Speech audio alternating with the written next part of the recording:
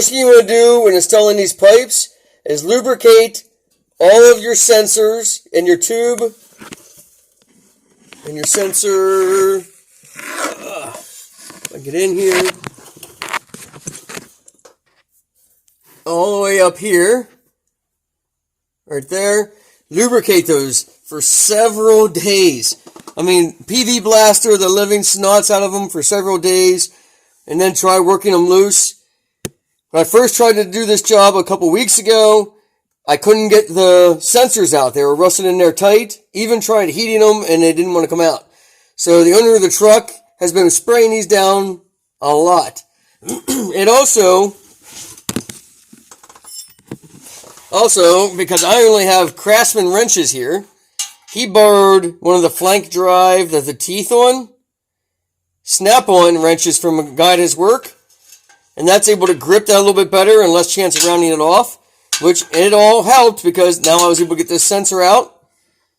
On this tube, this steel tube here seizes inside the nut.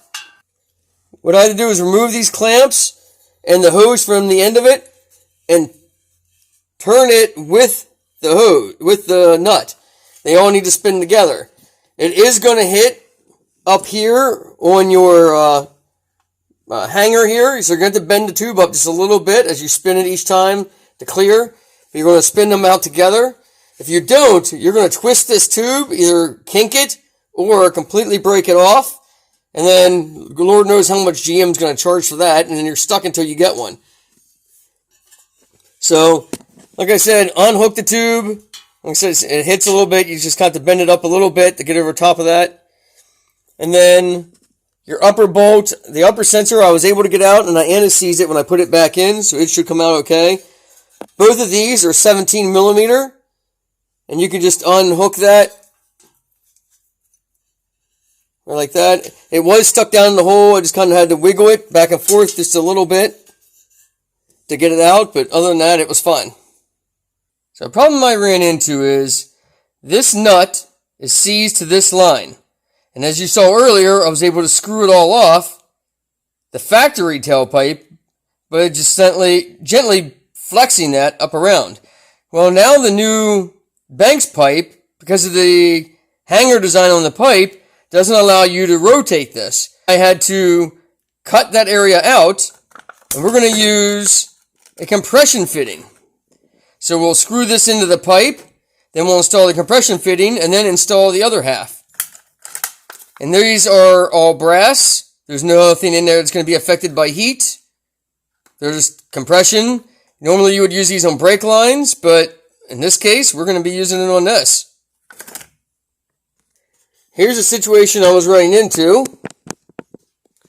This line, oh, my hand's making a shadow, hits the exhaust hanger, where the other one bent over and they kind of cross or off from each other.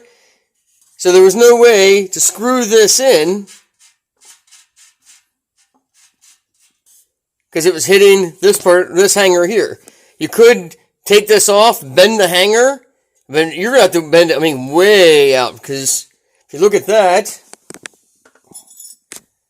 and then you had this piece in it. It's a lot. I don't think that would be even possible. So either buy yourself a new one of these lines, or you're going to do like I'm doing, cut it, and then splice it back together. So we'll thread that all the way back in, and we'll put the compression fitting in.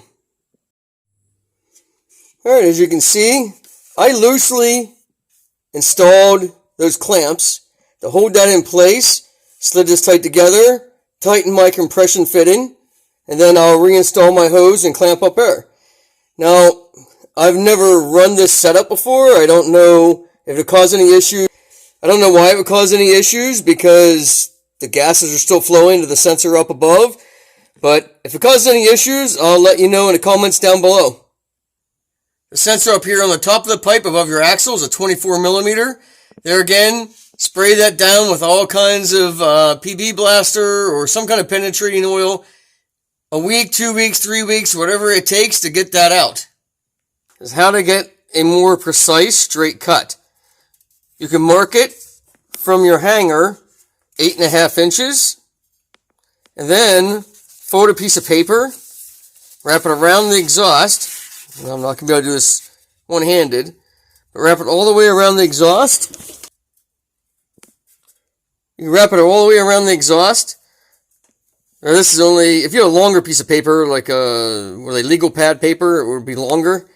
You can wrap it all the way around. You can wrap it all the way around here. And then mark.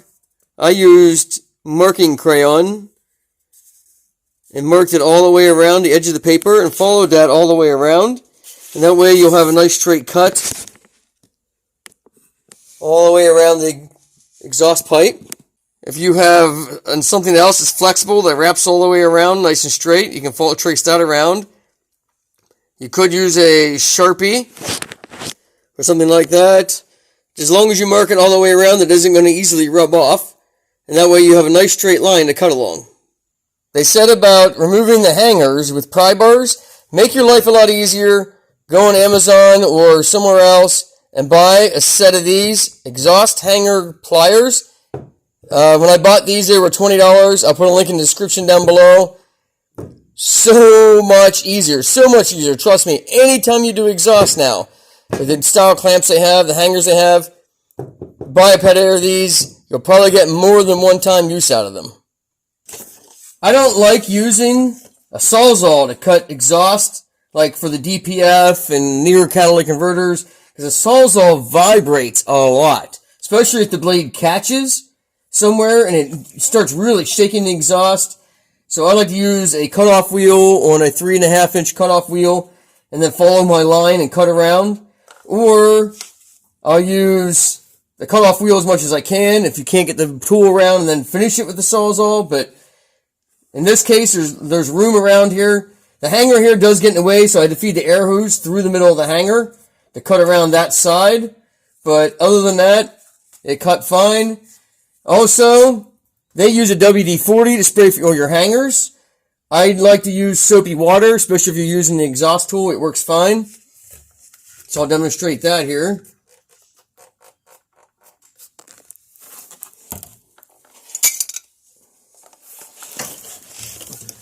Of course, my camera just got dripped on. But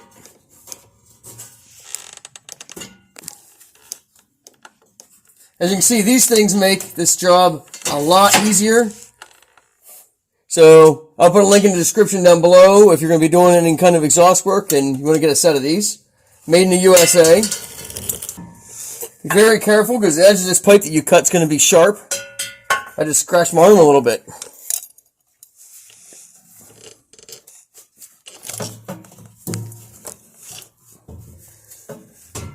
There's your front hangers, and then you want to remove the back hangers. If your truck is lifted like this one is, you can do this whole job without even jacking it up. There's a pipe on the floor. Would it be easier jacking it up? Yes. But I just wanted to show that it could be done without jacking it up. But obviously I said that this one's lifted. I'd say 4-inch lift. I don't know for sure.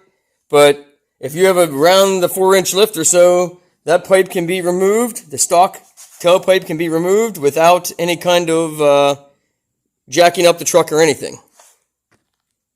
Another thing I would highly recommend that's not in the video is removing that entire hanger back there by the spare tire. It is almost impossible to get the new pipe with the hook that's in it to get it to hook through that hanger back there.